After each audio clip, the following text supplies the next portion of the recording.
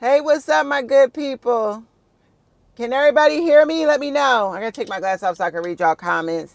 I've been sunbathing out in this California sun all day. Hey, everybody, Letty, Simpay. I hope I said that right. Oh, what's going on with the lashes? Oh, here we go.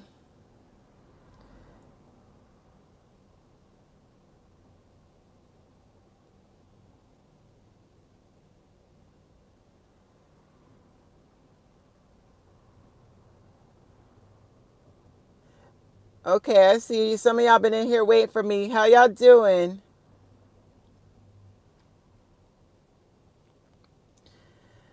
We already had. Can y'all hear me? Let me know if y'all can hear me first of all. Y'all let me know if y'all can hear me. Hello? I missed y'all too. Okay, good. I already had a troll waiting in the room with y'all talking about my lashes yesterday. Yes, they were. They were diva lashes, and I motherfucking liked them, and I wore them. And yes, they're big and fabulous because I'm big and fabulous. You don't like it? Get the fuck on, bitch.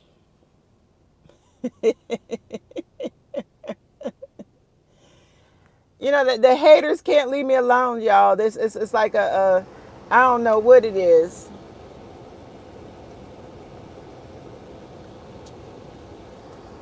So I just want to say because there's no music, and yesterday things was lit and it was a lot going on, and YouTube was like, oh, copyright claim, you were playing music in the background that you didn't get approval for. The copyright stuff always gets me, so I'm like, look, let me just go live today, no music, just you and you, me and my supporters.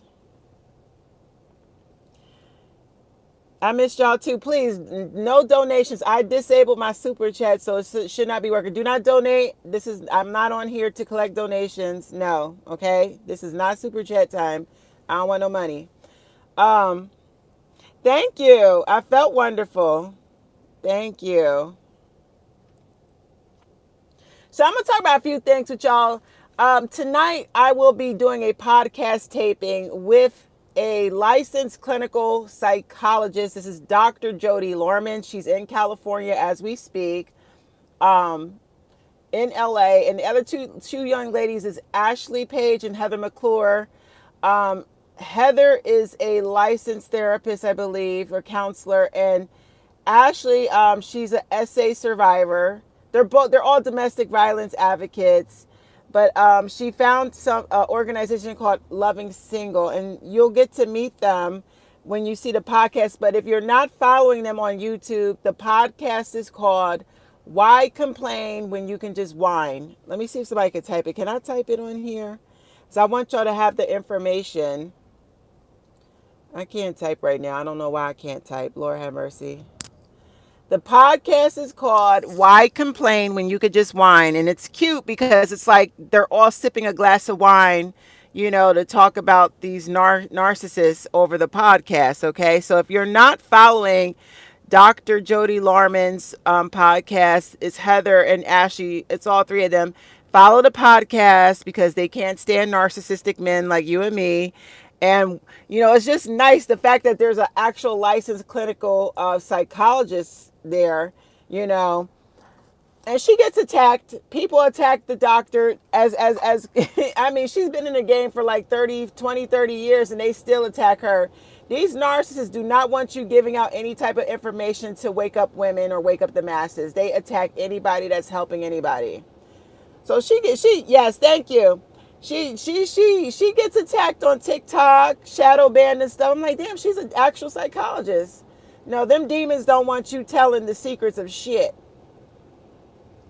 So the actual full podcast will be posted. I'm going to be blasting it on. If you're following me on TikTok, I'm going to be blasting in different segments. I'll post it on Instagram too, but you can watch us on her page if you go to Why Complain When You Could Just Whine. And we're talking about ex-convicts. If you ever dealt with an ex-convict, you were married to one, if you were dealing with one while he was locked up and you was writing him and sending him money, girl, we going to talk about everything. We're gonna talk about everything. You understand? Because I want my sisters. I'm so tired of women getting abused. I'm over it. It's time, y'all. And then I want y'all, if you're not licensed to carry, it's time to get motherfucking licensed to carry. Because what's happening right now with women waking up and we're not taking men's bullshit anymore. They're becoming unhinged. And I'm gonna tell you, ladies, they will hurt us and they will hurt the children. They will hurt children and they don't give two fucks about children. They own children they will hurt. So if you ain't got your license, go get your license to carry, sis, and go practice at the shooting range. Because these men's, even just randomly, I don't know about y'all what's going on in your city and state, but I could tell you in New York, City, random men are attacking women just randomly. Just go around, they be on the subway, they push women on the subway train, on the tracks. One guy, let me tell you, last week, they caught his ass. I'm so glad they caught him, but he was randomly going around on the subway with a box cutter. He was slashing women. He was going around just attacking random women with a damn box cutter. And I said, for what? For what? Why women? What the fuck? You're that fucking bored or you're that hateful. Somebody did so. Your mama hurt you. Some woman hurt you and you got to take it out on everybody else. He was going around with a box cutter slashing women. This was New York.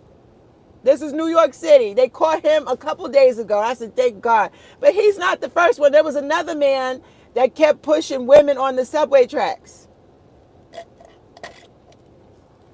I don't know about y'all, but I know in New York City, you got to be on guard. I stay off the train. I used to love riding the train. I don't take the subway train unless I absolutely have to. And when I'm down there, I'm very vigilant. I watch my surroundings and I keep something in my bag.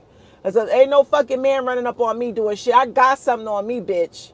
You try to attack me, you going down with me. I ain't gonna tell you what I got in my bag, but what I got on me, it does damage, bitch. You're not just gonna run up on me and think you gonna fucking put hands or harm me. Don't even think that, bitch. Ladies, listen, we are in a state of emergency with these men's. They randomly going around hurting us because their lives is fucked up. They don't want to work on themselves. They don't want to work on their fucking mental health. They don't want to change. So they gonna punish us, bitch.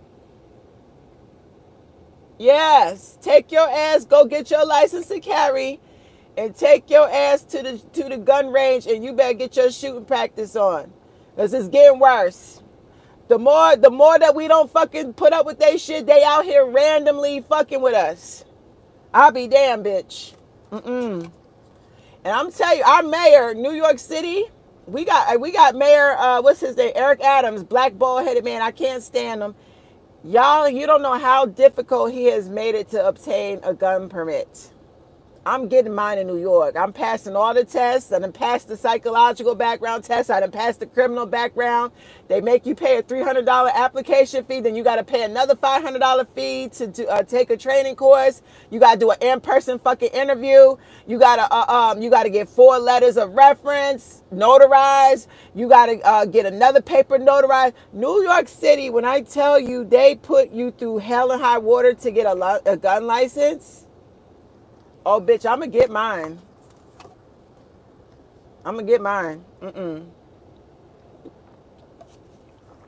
Baby, listen. The way that the future is going, these men's is mad that women is waking up. I want y'all to be safe. It ain't a game. I don't know what's going on in your city and state, but I can tell you in New York, these men's is randomly attacking women. Just randomly. I bought my daughter some mace, and I worry about her. I said, don't go too far from home, because these niggas out here, they ain't right. New York City has a gun law, but we have a brand new mayor. The gun law was started back, Mayor Bloomberg, Michael Bloomberg was the one that said if you get caught carrying a gun, you don't even got to be firing a gun, but if you have a gun on you in your purse, in your car, you carried a gun, that's automatic 3 years in prison. That was Michael Bloomberg that did that. But now we have a new mayor, and they've changed things where you can get a gun in New York City, but it's going to be extremely difficult. It's a very lengthy process. I'm halfway through the process. I applied for my gun last year, and I'm almost done. I'm almost done.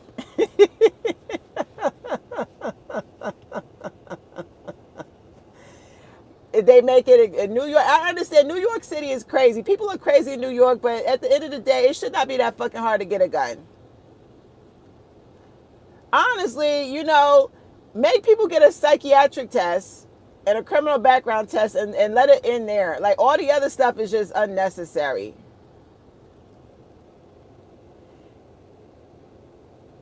Okay?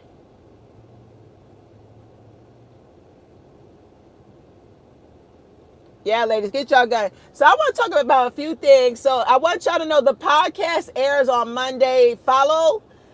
She's on here on YouTube. You can follow the podcast. Why complain when you could just whine? Okay.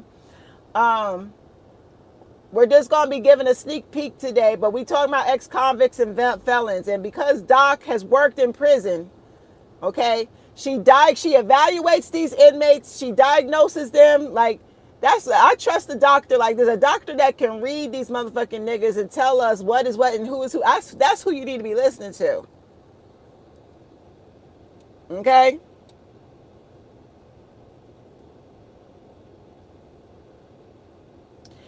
You think it should be hard to get a gun? Well, you know what? Listen. I don't think it should be hard. I think mental health should be prioritized. People should be mandated to get, psychiatric evaluations and registered to be abusive. Men, there should be a registry. Like, there's a sex offender registry. There should be a registry for narcissists. But, that'll never happen because the politicians in office are fucking narcissists.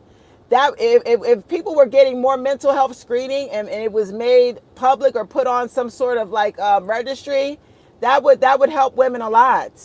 It would help us pre-screen, men and women that are psychotic. Okay. Anyway, so I want to talk about them 5 men that went down in the fucking submersible in the fucking ocean. Y'all,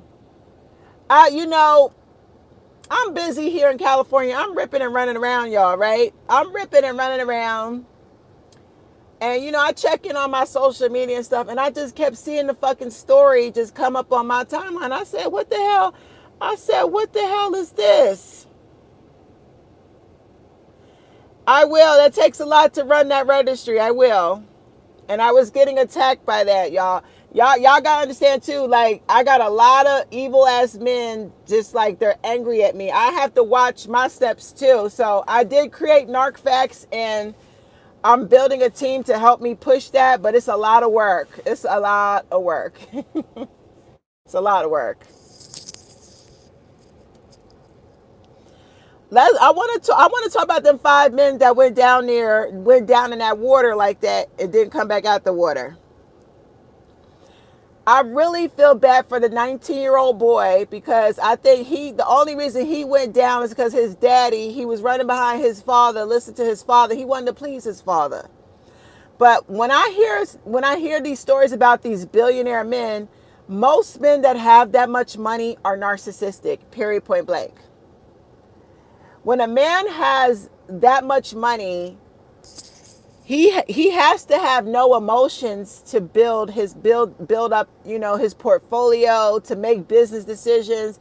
He has to have literally no fucking emotions, because he's dealing with other toxic men that are money hungry and greedy, and he cannot be in his emotions. He has to think from he's playing chess with these fucking motherfuckers. So, that's how he gets all this money. He's thinking from a place of logic, no emotion. Most men in power with that are millionaires, multimillionaires, and billionaires, they're narcissists, period. They are. You have to be almost. You have to be. Because when, the story kept popping up on my timeline, I said, what the hell is this? And they said, 5 men that went down in the ocean on a tour. Wait, and then they said it was $250,000 for a one-way ticket. to go down there to see the motherfucking Titanic. I said, what? You said 250,000 what, bitch?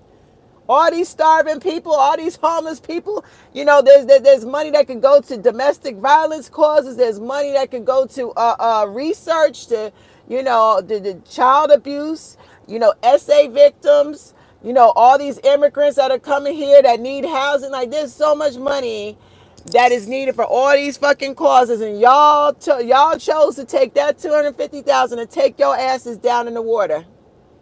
Make it make sense.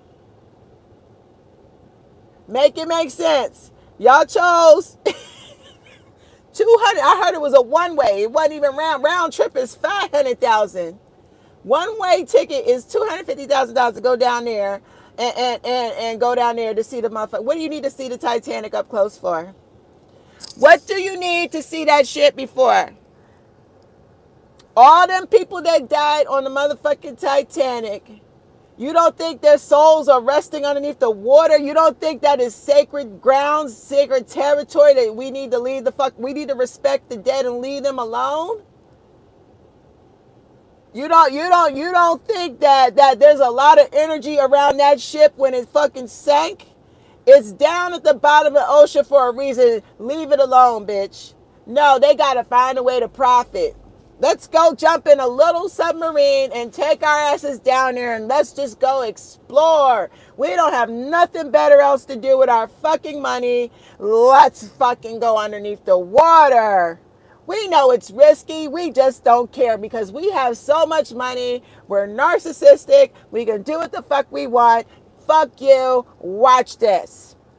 You wish you was rich like we was, but we could do what we want with our fucking money. We're going to go underwater and we're going to see the Titanic, bitch, and you can't. Nanny, poo, poo. Listen, y'all, they took their asses down there and didn't come back, didn't they? Didn't they? They took their asses down there. They fucked around and they found out, didn't they? I wouldn't give a fuck if somebody bought my ticket for me and said, hey, spiritual whistleblower, I'm going to treat you to a one-way, I'm going to treat you to a seat on this submersible.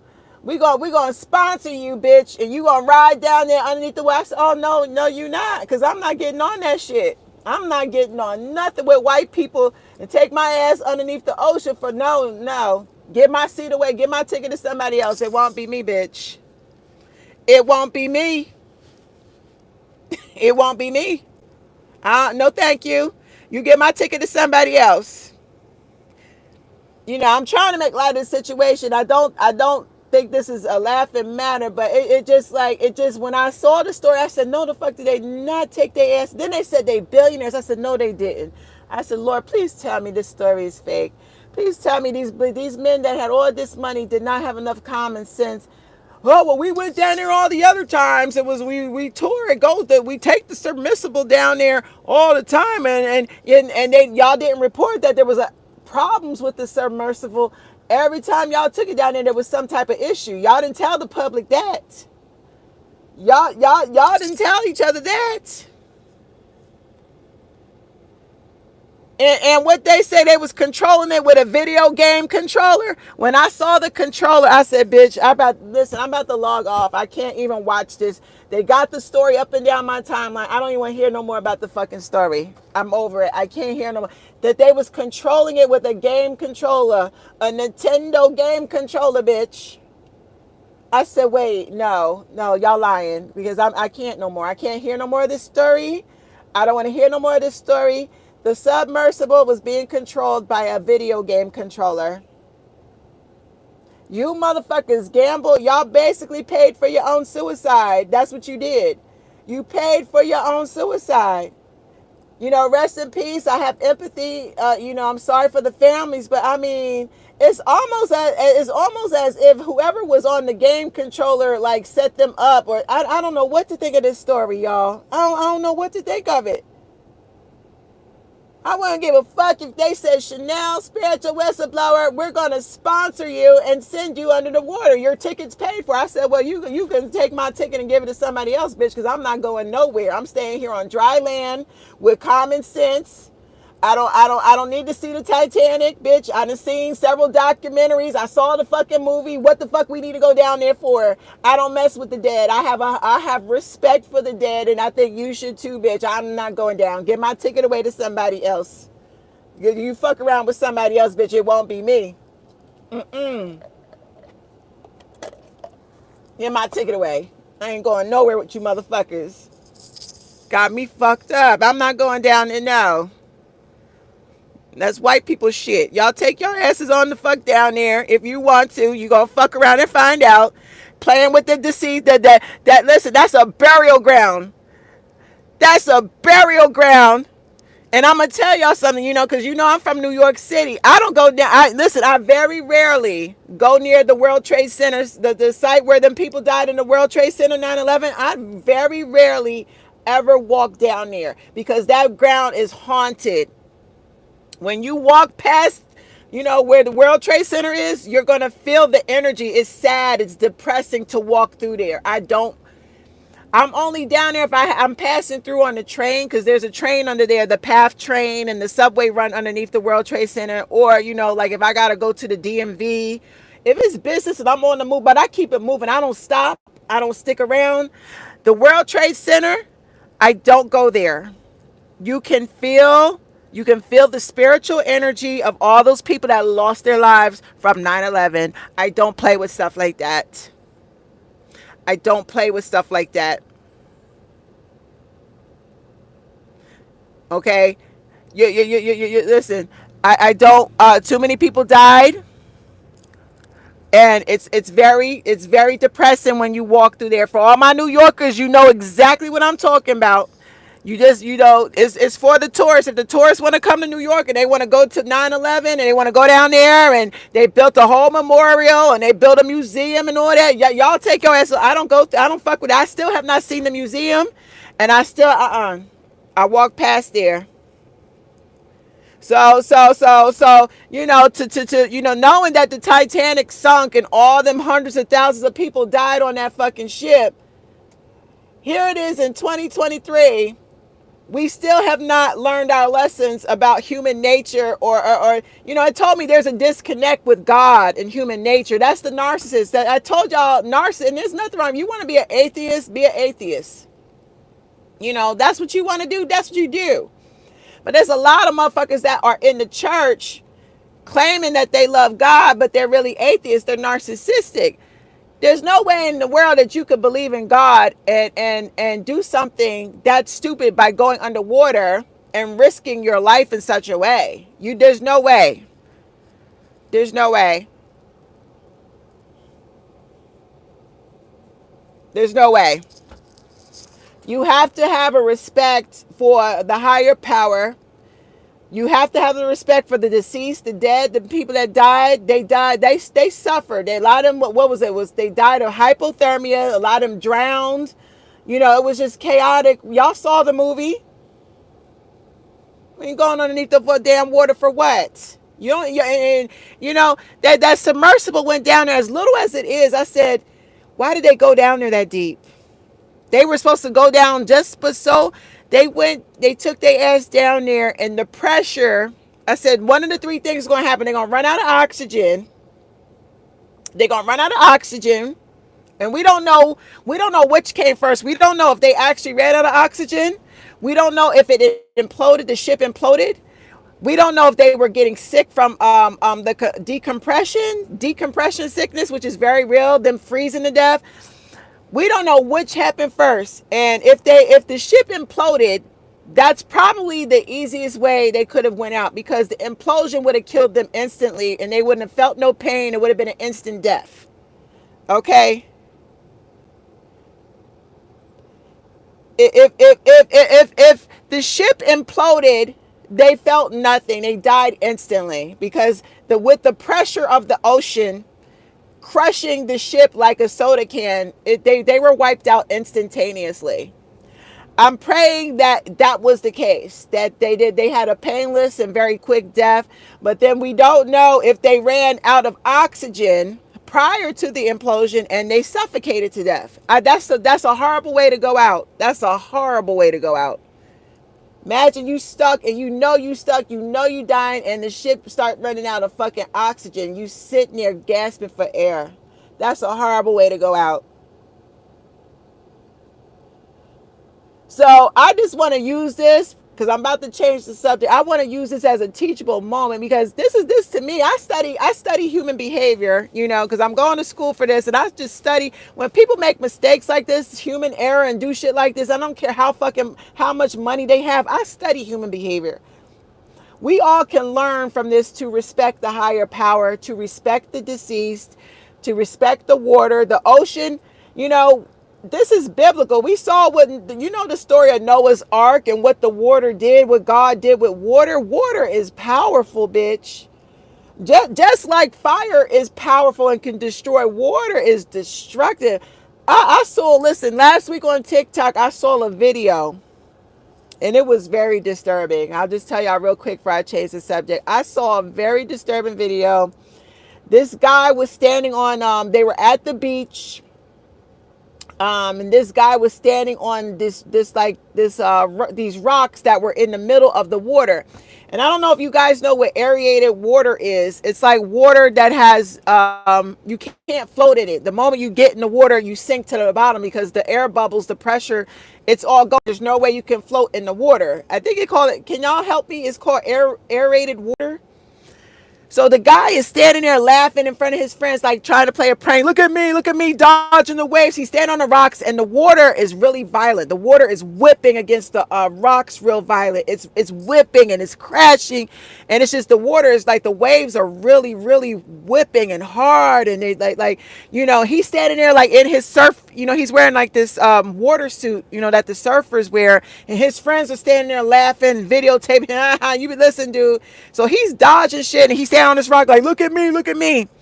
Baby, one big wave came. A giant wave came and knocked him off the rock. Ask me how it ended. Do you think his friends went in that violent water to save him? Do you think the lifeguards went in that water to fucking save him? No, he died. He didn't even drown because the water, like I said, when it's aerated water, you can't float. The waves will pull you away. The currents will pull you away. He died. There's no way he could have swam in those violent waves. There's no way he could float in it. He died.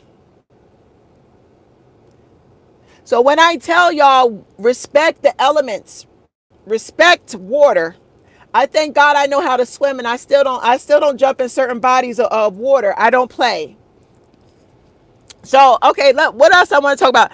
I want to talk about real quickly. I did a video earlier that upset people. Are mad at me because I called RC Blakes out, and I don't care. I called Derek Jackson out. They was mad at me too about that, and we saw what happened. I called RC Blakes out.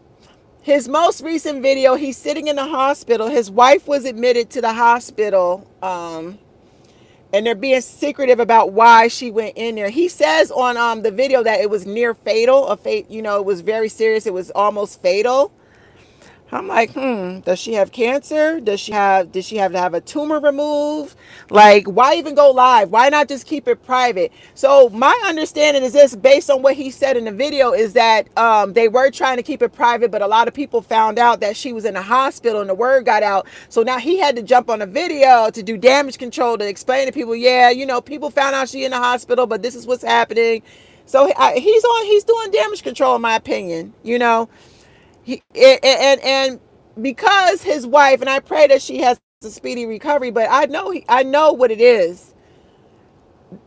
His wife, Lisa Blakes, is a victim of narcissistic abuse. I said it, and I'm not changing.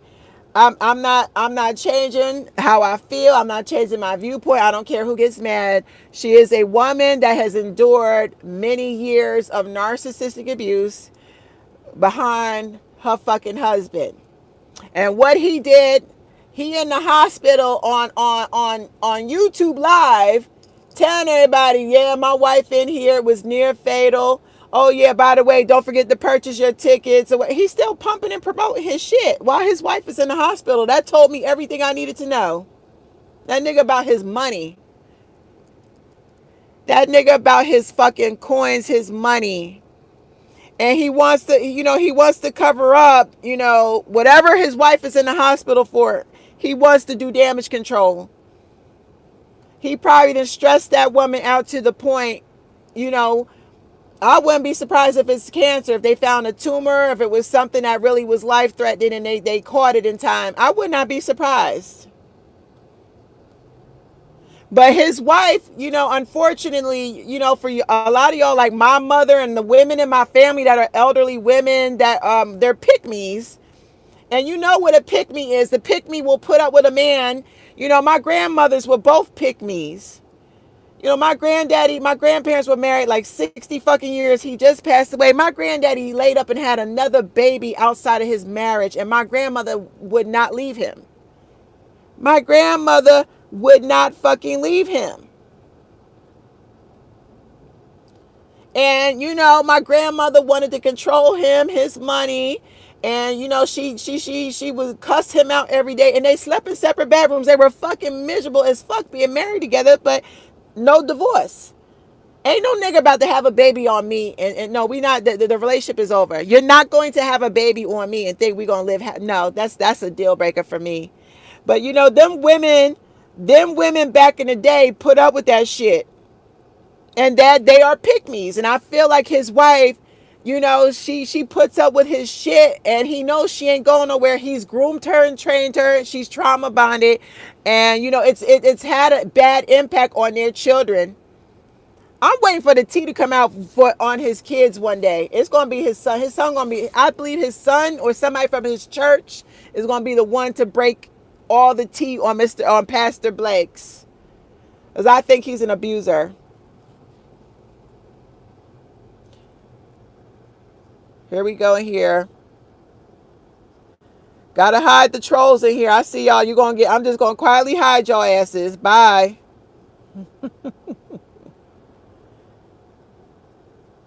In here trying to troll. You will get deleted. Bye, boo boo. I sound high. You do too. Bye, Layla.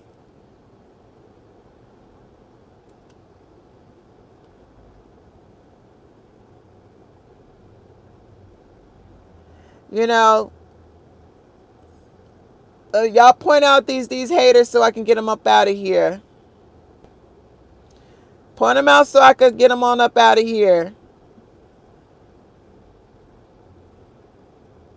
Yeah, that's the story I'm noticing. I'm hearing about the R.C. Blakes, that his wife left him back in the day. She found somebody else, and then that's when the narcissists come back. When you trying to move on, and do better with life, and oh girl, I don't even want to talk about Kirk Franklin. Kirk Franklin to me is a fraud. Y'all know how I feel about Kirk Franklin. You know how I feel about these black pastors. I think they're all on the down low, hiding behind their marriages. I think they're full of shit. I think they're demons. But what was I saying? Y'all made me lose my train of thought. Oh yeah, Pastor Blake's, his wife. This is the backstory. This is what I got. I heard that back in the day, he was abusive back in the day, and she left his ass. She left his ass, and she found she tried to move on with somebody else, and then he wanted to come back in her life. But y'all know what that is. You're never supposed to let a fucking abuser back into your life. He's not coming back because he loves you. He's coming back because he don't want nobody else to have control over you. He don't want no other man to control you. You're a piece of property to a narcissist.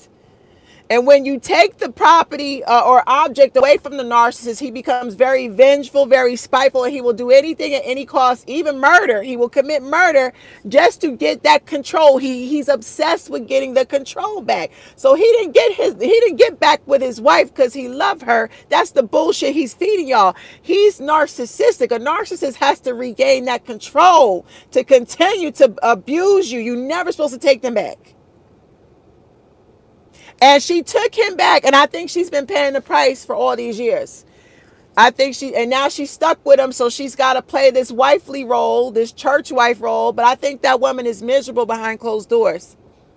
And I think that she it's taking a toll on her health. And he's guilty. He knows he's guilty. That's which is why he's in the hospital. He should have kept his mouth closed. He in the hospital going on YouTube live talking about, oh, my wife in the hospital. Yeah, because people didn't put the word out. They tried to hide it and sweep it underneath the rug, and people found out she was in the hospital, so he wanted to jump in there and do damage control. Now watch what I tell you. Watch when she recovers. He gonna have her put out a public statement to say she's not abused, she's not, she everything's okay. He gonna have her do damage control. Watch what I tell you. And I won't be surprised if he start treating her better just to, do damage control. That woman has been putting up with that man's shit for years. He is an abuser, period. A lot of people say you don't know him. No, I know. I have I have an elevated level of discernment. When I called Derek Jackson out, I took a lot of attacks from people that called me crazy. And then Derek Jackson got exposed after I called him out.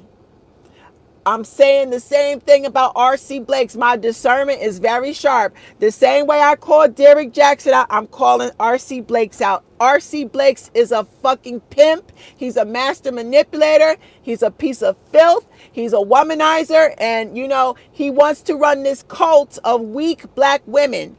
You should never call a grown-ass man your spiritual father. You should never put a man on a pedestal and call him your spiritual father. That is idolatry. And the fact that he allows women to call him spiritual father says to me he has an overinflated ego, and he's not afraid of judgment from God. He's not afraid. He doesn't care what God thinks.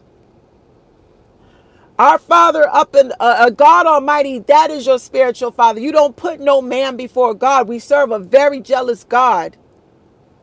I'm not calling no fucking grown ass man my spiritual father. You're a man to me.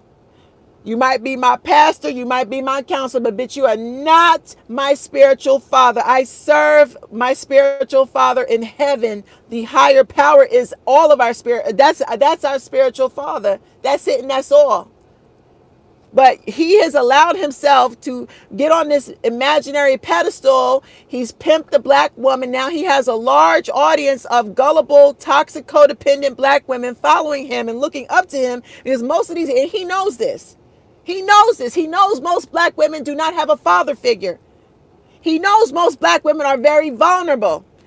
And he's playing off of the naivety, the vulnerabilities of black women to feed his ego, and he's getting massive amounts of narcissistic supply off of all these women that look up to him as a father figure. No, your father is the higher power, honey.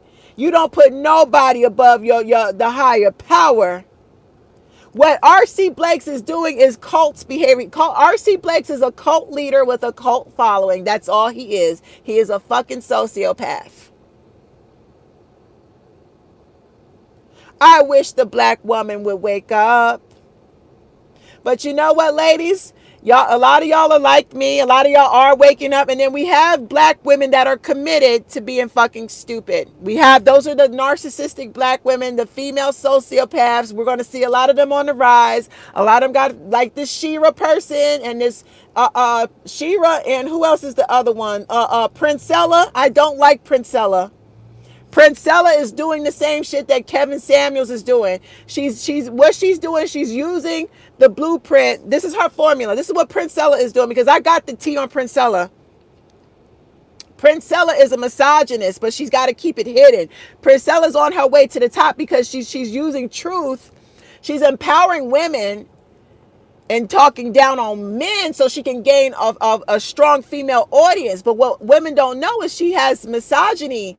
She has a very bad, listen, I'm going to be quiet. I'm going to wait till all her dirt come out, because she's going to pimp the women audience no different than Kevin Samuels pimped his audience, and no different than Shira is pimping her woman audience. They mix truth with toxicity. That's how they build their cult-like following. They get out here and they promote truth, and then they start mixing their own toxic core values with the truth to feed it to their audience, and they build a cult-like following. So don't ask me about Princella. I don't like her. No, I don't. I don't like her. Shira is going to get women abused, essayed, and unalived. Her audience are Shira's audience is the narcissist and the sociopath. That's her following. Shira's audience is the women that are side chicks, the women that are fucking with married men, the trifling women, the gold diggers. That's her audience. Okay, that's her audience. No good is and she's not a happy woman. She took her, she was a side chick, and she claims she didn't know. And then she's a liar, because there's no way that man was married and he had a girlfriend, and Shira was the second side chick. So if that man is juggling three women and he got a wife, he's juggling all three of y'all at the same time. There's no way you're getting all his time. Common sense would tell you he's got another woman. If you're not getting all his time, another woman is.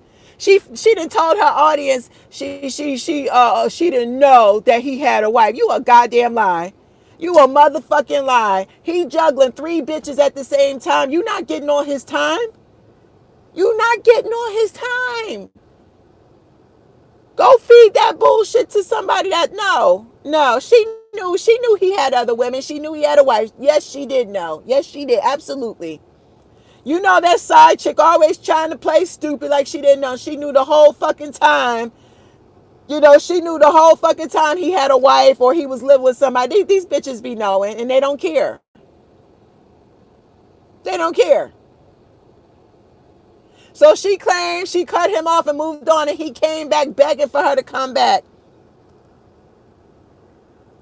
Why would you take a man back, a cheating, womanizing, abusive man, and then she turned around and married him knowing he was a womanizer? It's because she's an abuser too. Abusers want control. Abusers love to control, and she wanted to control that man, and she wanted to be spiteful. She wanted to be spiteful and pull him away from the other women and say, aha, look, bitch, I married him. Now who's on top, bitch? She was competing with the wife, and she was competing with the other women. You got to have very low self-esteem to fucking turn around and marry a fucking man knowing he ain't shit. You got to have incredibly low self-esteem. It's one thing, okay, ladies, because we all played the fool. It's one thing, listen, if you marry a man and you're a good girl and you honestly believe that he was a good guy and you married him, this does not apply to you. Because there's a lot of us that have heart of gold, and we marry a man, we try to see the good in him, we try to build him up. But you go into the marriage not knowing he's abusive. You go in, trying to uplift and see the good in him. It's a whole different ball game when a bitch know the nigga is abusive. The bitch know the man puts hands on women. The bitch know the nigga ain't shit. She know he ain't shit. She still moves forward with fucking marrying a man. Your self-esteem and your greed, your trifling behavior. Listen, you got to be a piece of shit to marry another piece of shit. I said it. You got to be a piece of shit to marry. You didn't have to marry the man. What you married because you want to control the man. You compete with his wife. You compete with his side chicks, and your self-esteem is so low that you're in this imaginary competition. Watch this. I'm about to marry him and show all these bitches I'm at the top. No, you his favorite dummy, bitch. You his favorite dummy. And all these toxic ass women following behind her. I hope y'all are watching and paying close attention. We got a whole nation of toxic women. Jezebel women, these side chicks, these home wreckers. I call her Shira 7. I call her cult the home wrecker hive. They are called the home wrecker hive. And they come at me, they attack me. Shira gives good points. She's the reason I met my man. And what Shira is doing is the same thing that Kevin Samuels did. She mixes truth with toxicity. It's the same formula that all these toxic, abusive people with these large platforms, they mix truth with toxicity. That's all they're doing. That's all they're doing. They mix the truth. They tell people what they want to hear, and then they start pushing their own hidden agenda, their own toxic core values. They infuse it with the truth, and they feed it to the masses. And you have to have a high level of discernment to say, you know what, I'm not fucking with this bitch. I'm not following behind her. She gonna set women up to get hurt and killed and murdered. I'm not fucking with that bitch. It's dangerous for young women to follow her, because these young girls are blind and gullible behind the ears and shit. These men out here are vengeful. You can't play manipulation games with these toxic ass niggas today. She got her old geriatric old ass ugly ass nigga that he not gonna put up a fight. And we don't know if he's whooping her ass behind closed doors, but she got an old ass man. I bet you she got with one of these young niggas out here today. These young niggas will drag her ass. If she was out here fucking around and played these mind games with these young niggas out here, these young niggas will put her 6 feet under playing them fucking games. Fuck wrong with her. Y'all listen. Y'all turn your discernment up. Do not manipulate no man. Get close to God. Get your life right. Leave the men alone. Ain't nothing good gonna come out of manipulating a narcissist, a sociopath. Nothing ever good comes out of that. These men are vengeful. You might get a little money out of it. You might get your little bills paid, but you gonna have to cough up something in return. And if you don't give it to him, he's going to get your ass. He gonna get your ass. He gonna get your ass. Look at it. No, please don't. Oh God, I just don't know. No super chat. Thank you, 2Box. No super chats. Please do not donate. Please, I disabled it. It ain't supposed to be doing that. Do not donate. I'm not taking donations. I appreciate the $5, but please, this is not that type of live chat. I'm not accepting super chats. Thank you. So listen, y'all, I've been on here for 45 minutes. I'm going to do this podcast. Stop, y'all. Let me end this right now because I told y'all to stop. I'm going to do my live podcast taping. We're going to talk about ex-convicts, and the full podcast is going to be aired on Monday. So please follow on YouTube, Why Complain When You Could Just Whine? That's the name of the podcast. It's going to be me, licensed clinical psychologist, Dr. Jody Larman. She's worked in the prison system, worked with the inmates. She's going to be giving y'all all the tea on what that life is like, how these men are. Ladies, let me tell you something, because I dealt with an ex-convict. I'll never do it again.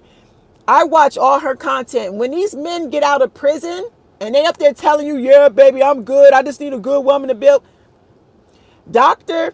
Larman says every man that goes into prison gets a psychiatric evaluation. These men is not telling us about their mental health and what their results are. They get evaluations in prison, and they hide that information from us women when they come out, and they abuse us women. But majority of them are fucked up with mental issues, and they do get screened in prison. She's going to tell y'all all of that on the podcast. I need y'all to please tune in, because I want you to have this information. Okay? The only reason I dealt with my ex-convict, and I don't claim him, is because he was a childhood friend.